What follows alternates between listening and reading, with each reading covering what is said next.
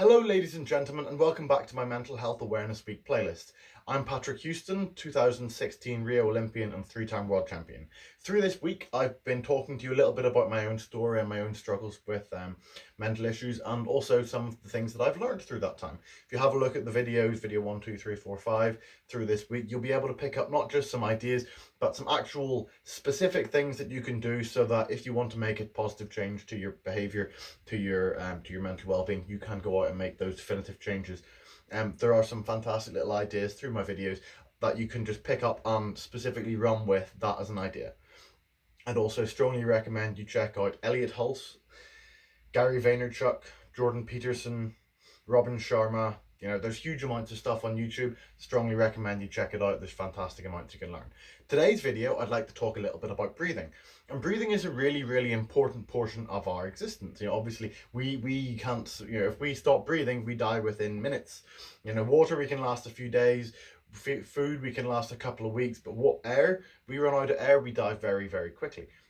And that means that it's really important to have the right amounts of air coming into our body and the air being brought into our body in the right way. In one of my first videos, I mentioned the issue of mouth breathing. I was a mouth breather for years. I was allergic to cats when I lived at home. I still am. I just don't really see cats that often now. And I still actually have you might notice it in my my nose. There's a lot of hay fever going on at the moment. Past 10 days, it's been really annoying.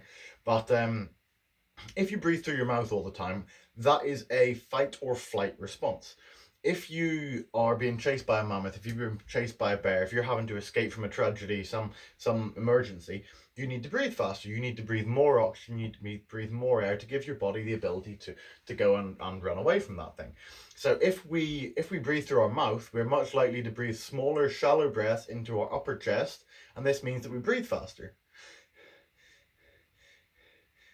All of that's coming through my mouth, and it's just coming into the top of my chest, and because it's only going in this far, there's only a small amount of air coming in. We breathe through our nose. Our diaphragm, which sits down here, fills downwards into the lungs, pulls far more air into a much better portion of the lungs for absorption of the oxygen into our circulatory system. So breathing through the mouth, particularly at sleep, is actually really bad for you. It can cause anxiety, it can cause ADHD. There are a wide variety of negative effects because it keeps you in that state of inflammation, that state of stress, that state of psychological fight or flight the entire time. So I would strongly recommend that you really try to teach yourself to breathe through your nose. I actually tape my mouth shut. Just grab this and show you exactly what I mean. I tape my mouth shut with this micropore tape when I go to sleep, and that's so that my brain is getting the correct amount of airflow into my body through sleep, and I'm not breathing through my mouth. Plus side, I don't wake up, and this is a symptom, I don't wake up and need a glass of water straight away with a bad taste in my mouth. You need a glass of water as soon as you wake up. That means you're a mouth breather. That means you're not getting the right oxygenation as you sleep, and that means that your brain and your body is not repairing properly. The last thing I'll leave you with for today is a little bit of an exercise to help you to slow down your breathing. Now remember, we should be breathing through our nose all the time, but we should also be breathing through our nose light, slow, and deep. So we breathe slowly. You might think when you start this exercise that you need more air. You don't. Air hunger, the desire to breathe, is caused by carbon dioxide. It's caused by the buildup of carbon dioxide in your blood and your brain reading that and saying, I need to breathe more. You don't. You actually just need to reset your carbon dioxide meter so that you can tolerate more carbon dioxide. More carbon dioxide actually allows the oxygen to leave the hemoglobin, the red blood cells in your body.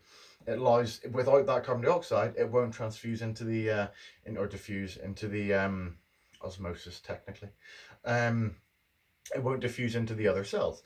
So we actually want to increase our carbon dioxide. So whilst you're doing this exercise, accept it if it seems like you feel a little bit out of breath. That's good. You can actually train this as a fantastic little exercise. When you're going out for a walk, take a breath in through your nose, out through your nose, hold your breath, and then count how many steps you can do. To begin with, you might get anywhere between like 10 and 25. You do that 3 or 4 times, 2 or 3 times a week, you'll be at 60 or 70 steps within a fortnight. And it's amazing because that seemingly massive physiological change, which in terms of the world of high performance sport is a very, very big change, because this happens the same with running. If that means you can use that oxygen that much more effectively and you can keep going that far, that is a big physiological upgrade for your body's operating system. Strongly recommend. It'll make you a lot less breathless. It'll make you a lot calmer, make you a lot more considerate and deliberate. So we're going to breathe through our nose. As I raise my hand up, we're going to breathe in. So we're going to breathe in, have a small gap at the top, and then breathe out, and then a slightly longer gap at the bottom. The gap will get a little bit longer as we go on with it, but not too much longer. I would recommend you try this before you go to sleep. Deep breaths, slow deep breaths down into the belly. We're using our diaphragm, which is down here. So the belly pushes out and the ribs on the side push out sideways.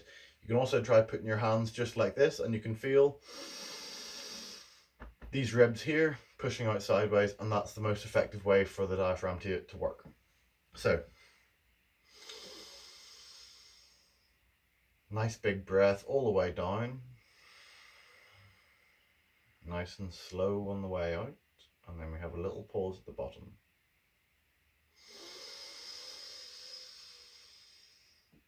I may actually be breathing a little bit too heavily here. You can extend this breath a long way. Little gap at the bottom.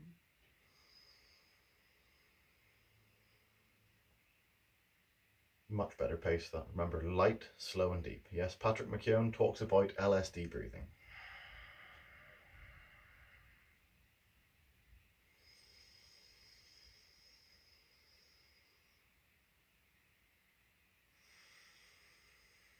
It's a very, very simple exercise. We keep breathing, and then a little gap at the bottom allows the carbon dioxide to build up slowly inside your body.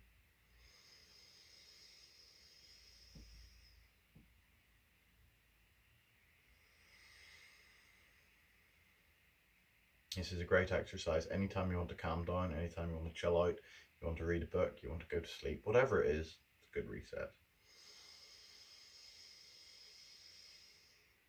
You actually end up with more energy in your body because the oxygen has been provided to your body more effectively.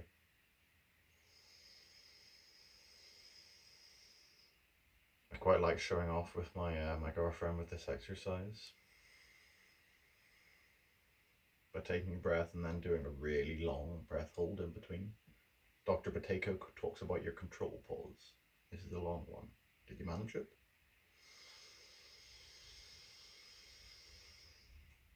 Little hold at the top.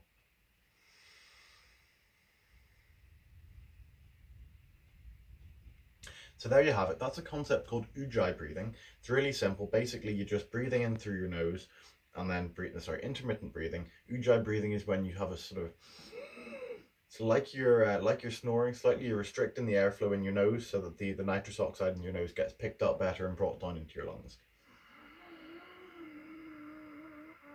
That's what it should sound like when you're doing ujjayi breathing. You probably heard that.